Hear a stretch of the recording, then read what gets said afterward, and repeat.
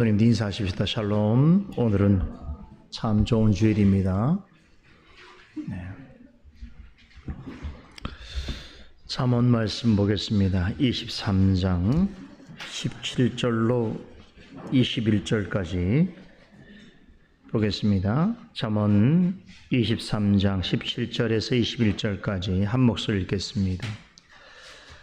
내 마음으로 주인의 영통을 부러워하지 말고 항상 여호와를 경외하라. 정령이 내 장래가 있겠고 내 소망이 끊어지지 아니하리라. 내 아들아, 너는 듣고 지혜를 얻어 내 마음을 정로로 인도할지니라.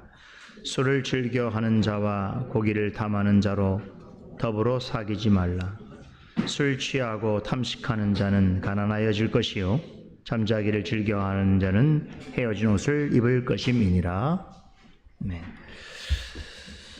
지난주에 잠언 23장 12절에서 16절 말씀에서 잠언 기자는 부모와 자녀의 비유를 통해서 어떻게 해야 하나님이 기뻐하시는 지혜를 얻고 더 지혜로운 삶을 살아갈 수 있을까에 대해서 전했습니다. 하나님이 보시기에 칭찬받을 만한 자녀는 어떤 사람인가 할 때에 가장 우리가 기억해야 될 것은 올바른 길로 인도하는 지혜로운 부모의 말을 잘 듣고 순종하는 자녀다라는 것이지요.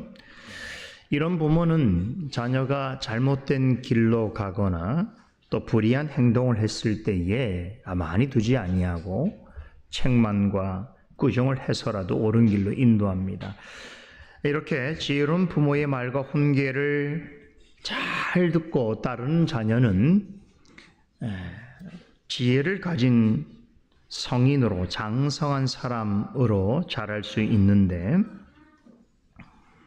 이렇게 지혜로운 사람으로 자라나는 자녀를 바라볼 때의 부모의 마음은 어떨까요?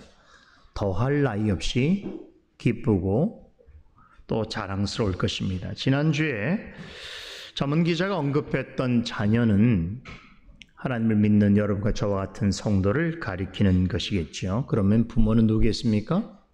하나님을 은유적으로 묘사한 것입니다. 그래서 지난주 13절 14절 말씀에 보니까 자녀를 사랑하는 부모는 때로는 채찍을 든다고 했는데, 이것은 문자적으로 이해할 수 있는 말씀이 아니라 부모가 자녀에게 대해서 때로 이렇게 엄히 대하는 것은 자녀의 영혼을 사랑하기 때문이겠지요. 그렇듯이 하나님께서는 당신의 자녀들을 너무나 사랑하셔서 때로 크게 훈계하시고 책망하기도 하시는 것입니다. 그것은 우리 믿는 자가 바른 길로 나아가고 또 복된 삶을 살도록 하시기 위한 하나님의 사랑의 표현인 것이지요. 그렇기 때문에 하나님의 자녀라고 한다면 하나님의 말씀이 내 귀에 어떻게 들릴지라도 그 말씀에 귀를 기울이고 마음으로 받아야 한다는 것이죠. 그렇게 되면 점점 지혜로움을 얻게 될 것입니다. 저는 그동안 목회하면서 제 경험으로 볼 때에 지혜로운 사람은 딱 이런 정도의 사람이에요. 하나님의 말씀을 듣고 깨달은 것을 삶으로 드러내려고 애를 쓰는 사람이 지혜로운 사람입니다. 오늘 잠언서에서 말하고 있는 게 늘 그런 것이, 우리 하나님 아버지께서 우리에게 교훈하시는 것들이 내 귀에 어떻게 들릴지라도 그 말씀을 경청하고 그 말씀에 순종하려고 할 때에 그렇게 자라는 자녀를 바라보는 하나님의 마음이 어떠한 것인가. 지난주에 뭐라고 했습니까? 내 속이 유쾌하리라. 하나님께서 너무너무 기뻐하실 거라는 말씀이었지요. 하나님께서는 마음이 정직하고 행동이 진실한 자를 기뻐하십니다. 비록 우리가 하나님께서 기뻐하실 만한 어떤 일을 완벽하게 해낼 수가 없고, 또 우리가 열심히 무엇을 행한다고 해서 우리가 자랑 삼을 만한 것이 없을지라도 성령과 말씀에 의지하여서 겸손히 말씀을 듣고 따르고 또 행하려고 할 때에 하나님께서 그런 자를 어떻게 여겨주신다고요? 정직하고 온전한 자인 것처럼 여겨주신다는 것이지요. 바로 이것을 알고 행하는 것이 지혜인 것입니다. 자, 오늘 이어지는 말씀은 하나님 앞에서 이런 지혜를 구하면서 살아가는 성도들에게 있어서 한 가지 지혜롭게 사는 데 있어서 참 주의해야 될 교훈을 우리에게 전해주고 있습니다. 17절 보십시다. 내 마음으로 주인의 형통을 부러워하지 말고 항상 여호와를 경외하라 라고 하는 말씀이 나오죠. 자, 오늘 부러움에 관한 이야기를 좀 해보겠습니다. 우리가 살다 보면 내심 부러움을 가질 때가 있지요. 특별히 사람에 대해서 그런 생각할 수 있습니다. 야, 나도 저 사람처럼 되면 좋겠다라고 하는 바람이 모두에게 있습니다. 저에게도 부러움이 있습니다. 저는 한 3가지 정도가 생각이 나요. 제가 부러워하는 사람, 부러움의 대상이 되는 사람. 첫 번째, 테니스를 잘 치는 사람. 되게 부럽습니다. 또 악기를 자유자재로 다루는 사람은 저에게 큰 부러움의 대상입니다. 그리고 여러 언어를 아주 잘하는 사람도 저에게는 큰 부러움의 대상입니다.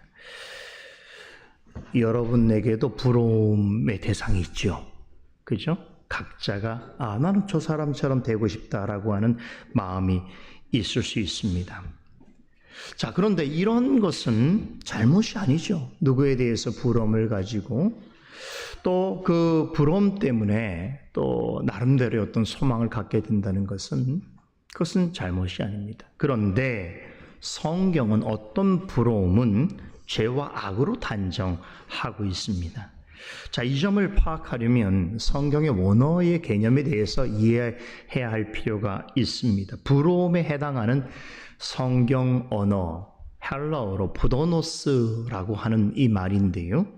이 말은 우리 한글 성경에서는 대체적으로 2가지 말로 번역이 됩니다. 시기와 질투라고 하는 말로 번역이 되는데, 그런데 이 중에 질투라고 하는 말은 부정적인 의미가 없지 않아 있습니다만 때로 이 말은 어떤 의미로 성경에 쓰여지냐면 열의, 열정, 경쟁이라고 하는 다소 긍정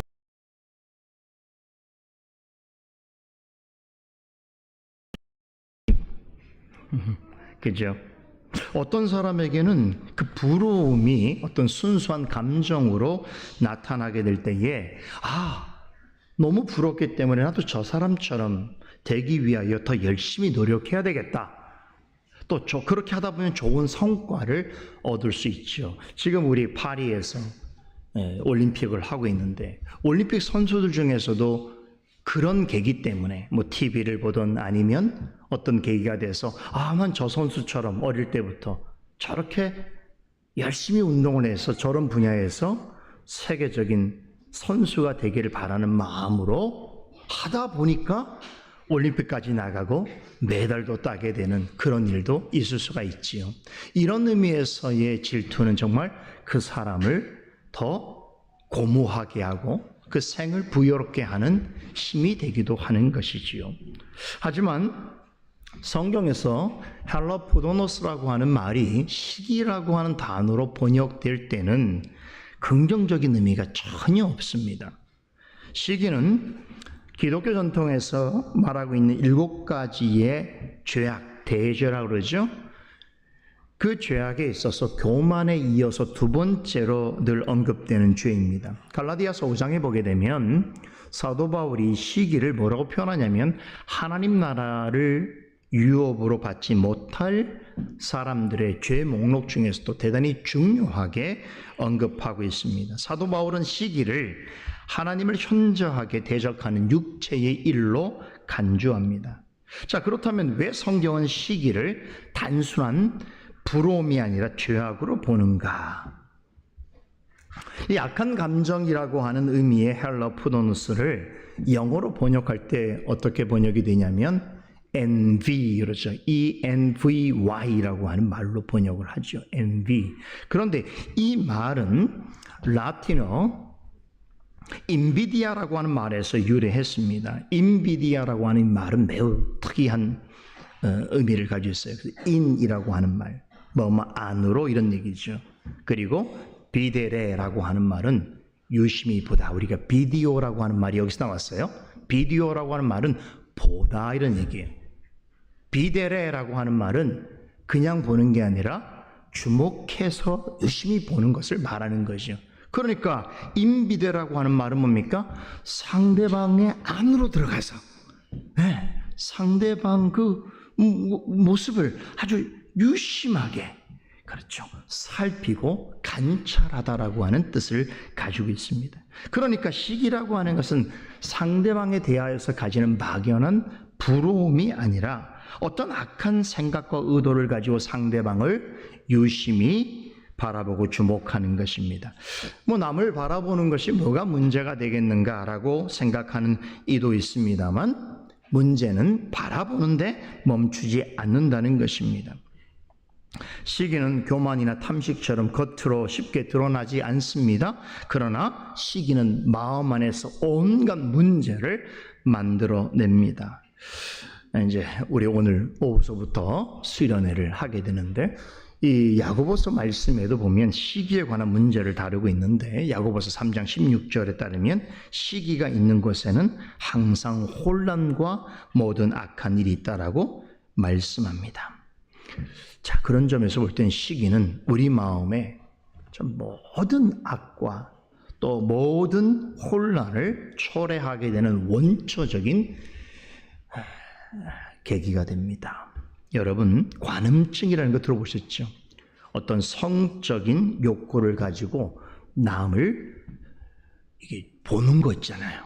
그런 것을 관음증이라고 하는 거예요. 시기는 일종의 마음의 관음증입니다.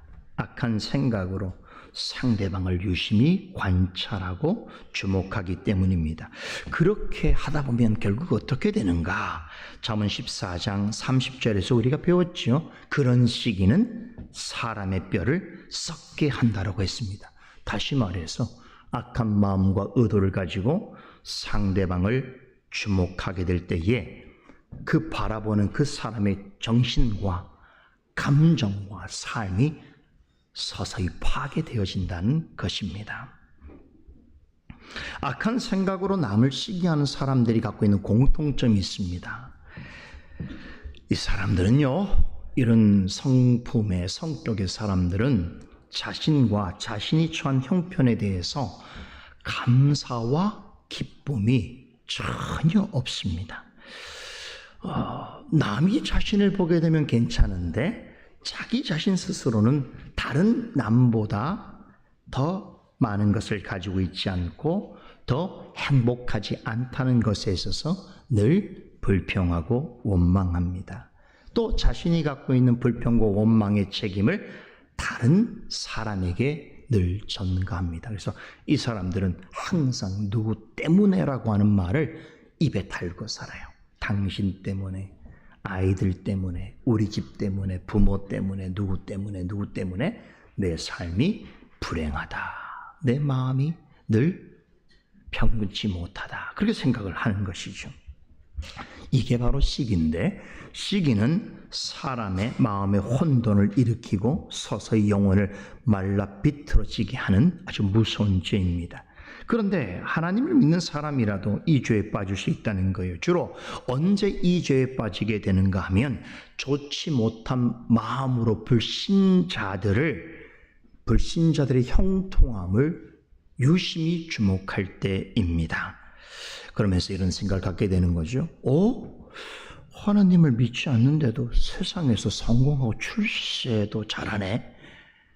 하나님 없이도 참 많은 걸 소유하고 즐겁게 잘 살아가네?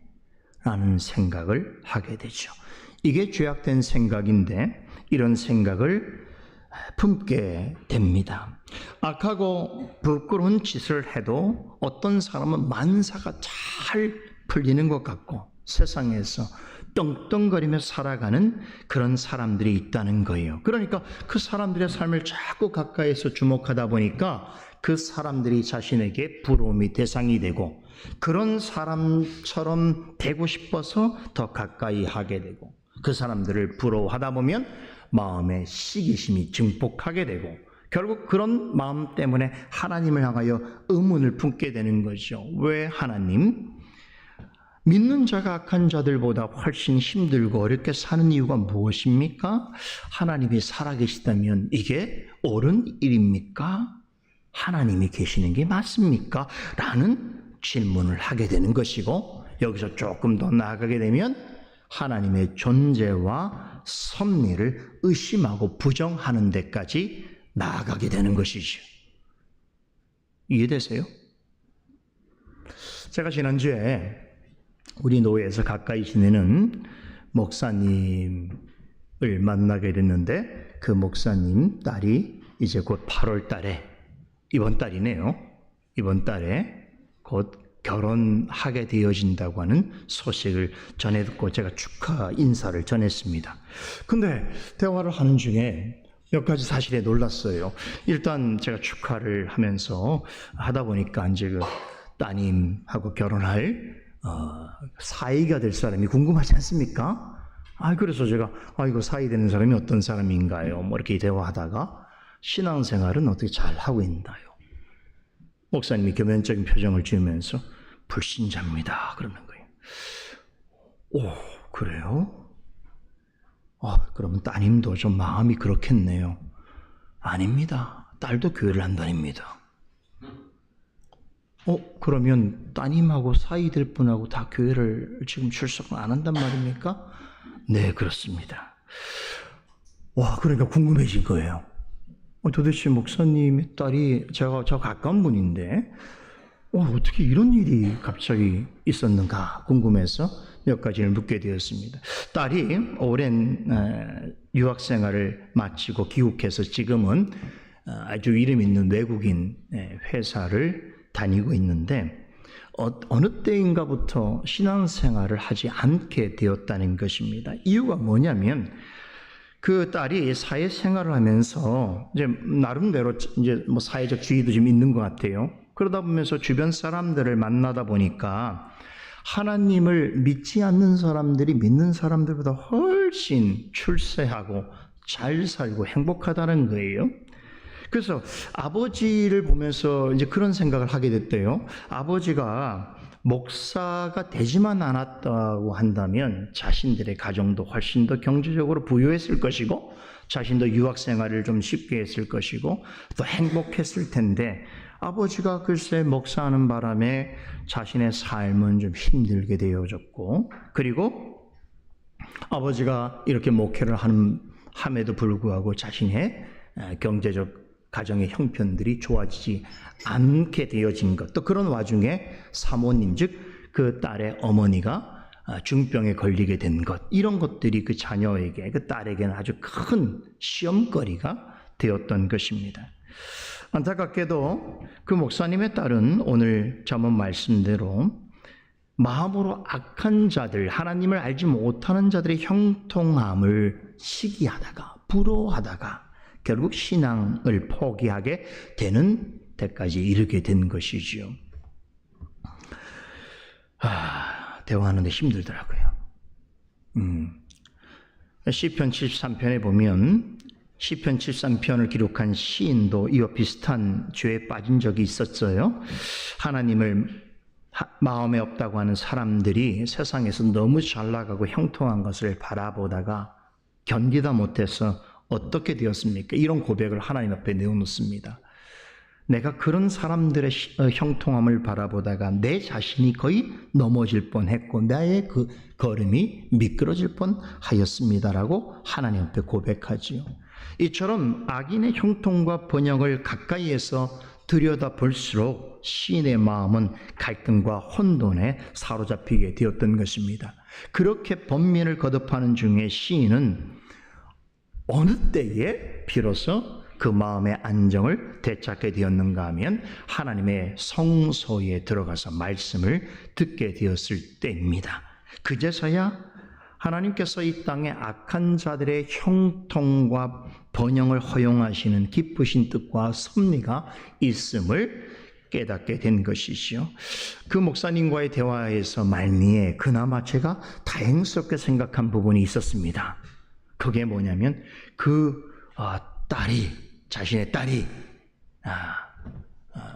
결혼해서 갈 그 시어머니가 되겠네요. 시어머니가 믿음 좋은 권사님이래요. 하필이면. 그래서 그 얘기를 제가 듣는 순간 감사하네요. 목사님. 그 시어머니를 통해서라도 그 시어머니 될 분이 딸이 목사님 자제라는 거 알고 있지 않겠습니까? 안다는 거예요. 서로 만났기 때문에. 그러면 그 시어머니의 신앙을 통해서 목사님의 따님이 회복될 수 있는 그런 하나님께서 은혜를 주시기를 간절히 소망합니다라고 하는 마음을 제가 전달하고 결혼식은 안 가겠습니다. 부주만 하겠습니다. 믿지 않는 자녀의 결혼식을 제가 믿지 않는 자녀가 아니 믿지 않는 자녀가 하는 결혼식을 가서 제가 축하해 줄 수 있는 마음이 저에게는 없습니다. 여하튼 간에 그렇게 대화를 하게 되었는데요.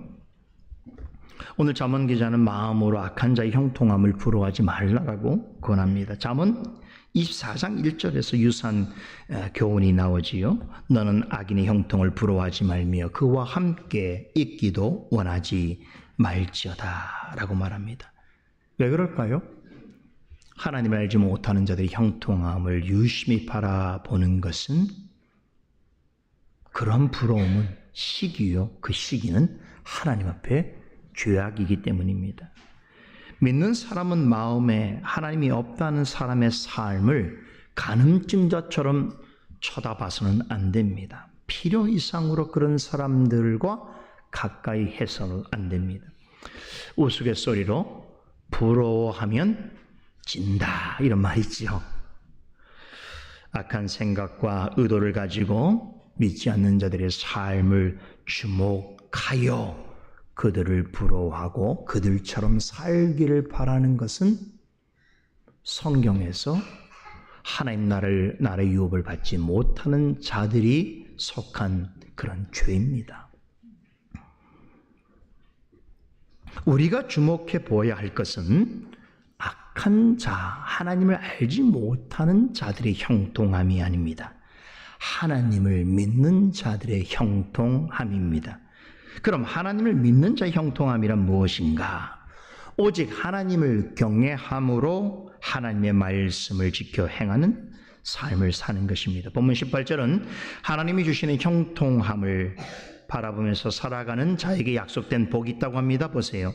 정령이 내 장래가 있겠고 내 소망이 끊어지지 아니하리라 라고 하지요. 하나님을 믿지 않는 사람들은 당장 눈에 보이는 것들을 부러워합니다. 그리고 그것만 있으면 행복해질 것이라고 생각합니다. 하지만 예수님께서 누가복음 12장에서 우리가 잘 알고 있는 어리석은 자의 비유를 통해서 그가 자신의 힘으로 모은 재물과 소유를 바라보면서 이제부터는 내가 평안히 쉬고 먹고 즐거워하자라고 다짐하는 부자를 향해서 주님께서 뭐라고 말씀하셨죠? 어리석은 자요, 오늘 밤에 내 영혼을 도로 찾으리니 그러면 내가 준비한 것이 누구의 것이 되겠느냐라고 말씀하셨습니다.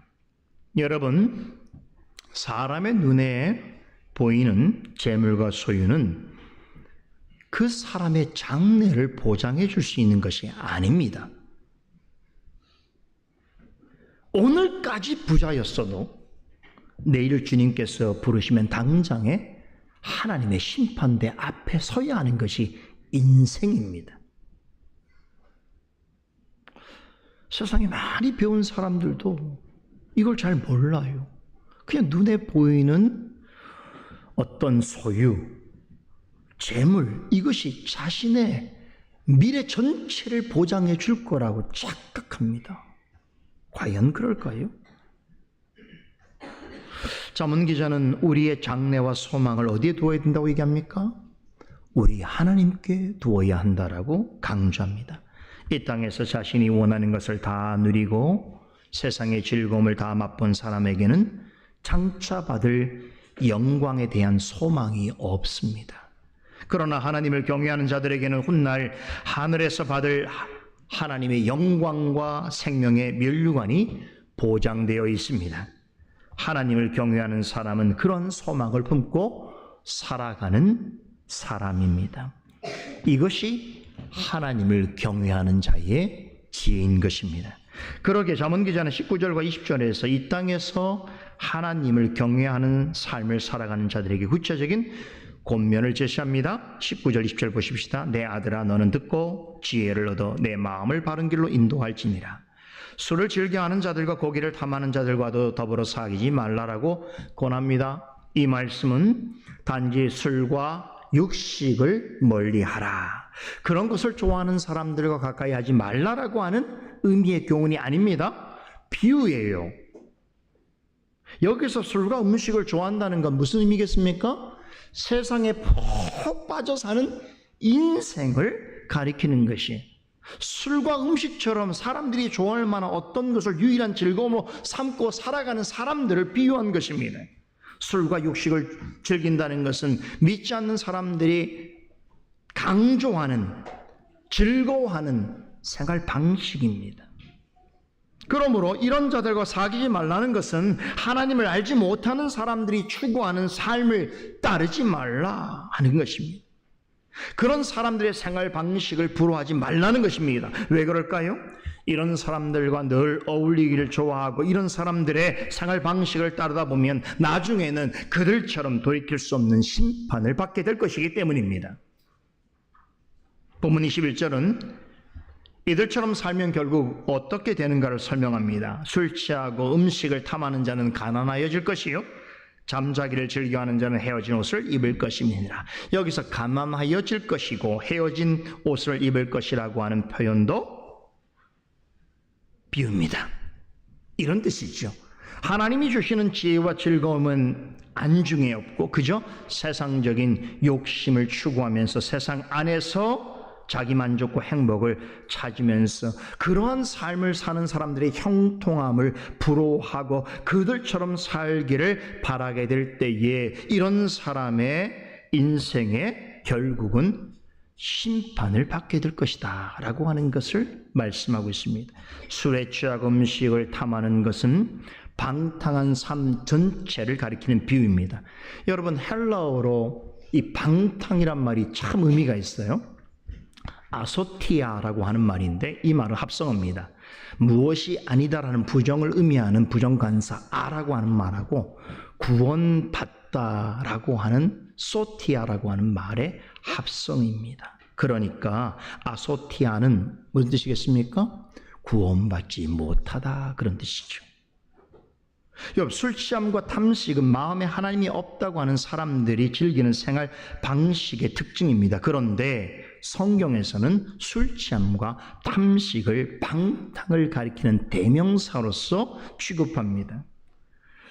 즉 오늘날 많은 사람들이 술과 이 탐식, 음식에 빠져 있는 것처럼 무언가에 중독되어 있습니다. 그래서 얼마나 우리 사회에 많은 사람들이 중독되어 있는지 우리 사회를 가리켜서 오늘날 사회학자들이 중독사회다라고 말합니다. 사람들이 어딘가에 중독이 되어 있어요. 중독이 되어 있지 않으면 견딜 수가 없어 합니다. 그것이 술이든 음식이든 재물이든 외모든 성이든 무엇이든 간에 그것이 없으면 자신의 인생이 허무하고 불행하다고 생각합니다. 그러나 성경적인 관점에서 볼 때에 그런 상태는 아소티아입니다. 구원받지 못한 자의 모습과 같다는 것입니다. 세상 사람들이 부러워하는 무엇에 빠져서 하나님을 떠나 있는 사람은 이유가 어찌 되었던 간에 영적으로 볼 때에 탕자입니다. 여러분, 탕자 이야기 하시죠?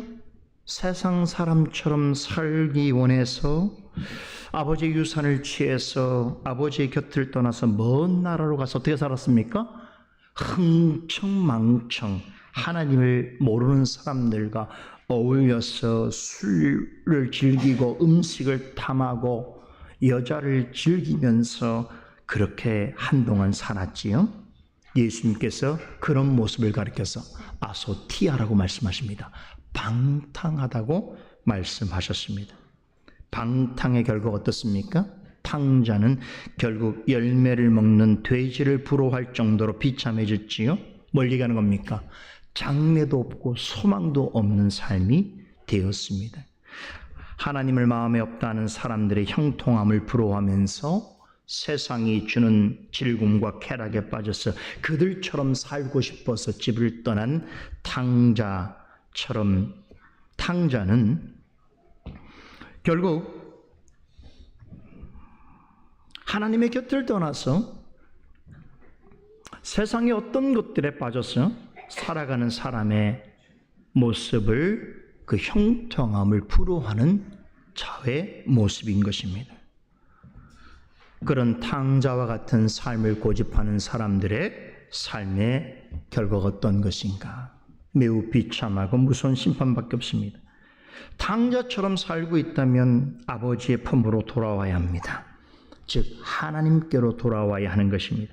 잠언 기자는 19절 초반부의 말씀으로 탕자 같은 삶을 청산하고 극복할 수 있는 가장 좋은 방법을 제시해 주고 있습니다. 그것은 하나님이 전해주시는 말씀을 귀담아 듣고 지혜를 얻는 것입니다. 말씀은 우리의 생각과 행동뿐만 아니라 우리의 가치과 삶 전체를 바른 길로 인도합니다. 여러분, 하나님이 없다는 사람들의 삶을 너무 가까이에서 유심히 지켜보지 마시기 바랍니다. 그런 사람들의 삶의 형통함을 너무 부러워하지 마시기 바랍니다.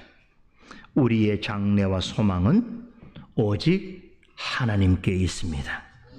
그러므로 하나님을 항상 경외해야 하는 것입니다. 이렇게 하나님을 경외함으로 하나님이 기뻐하시는 삶을 살아가려면 말씀으로 지혜를 얻어야 합니다.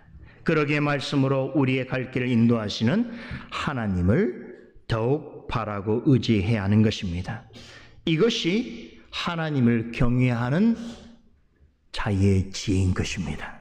그러므로 오늘 여러분은 하나님 앞에서 하나님을 경외하는 지혜로운 자로 이 자리에 와 있는 것입니다. 하나님께서 합당한 은혜를 주실 줄로 믿습니다. 기도하십시다. 거룩하신 하나님 감사합니다. 오늘도 우리에게 귀한 복된 주님의 날을 허락해 주시고 잠언 말씀을 통하여 다시 한번 우리의 삶을 되돌아보고 하나님 앞에 어떻게 믿는 자로 살아가야 할지를 깨닫게 해주시니 감사합니다. 오 하나님, 우리의 장래와 소망은 오직 하나님께 있음을 믿사옵나이다. 그런 마음으로 주님 앞에 나아가 예배하기를 소원하오니 그런 성도들에게 하늘의 신령한 은혜와 복을 더하여 주시옵소서. 예수 그리스도 이름으로 기도드리옵나이다. 아멘.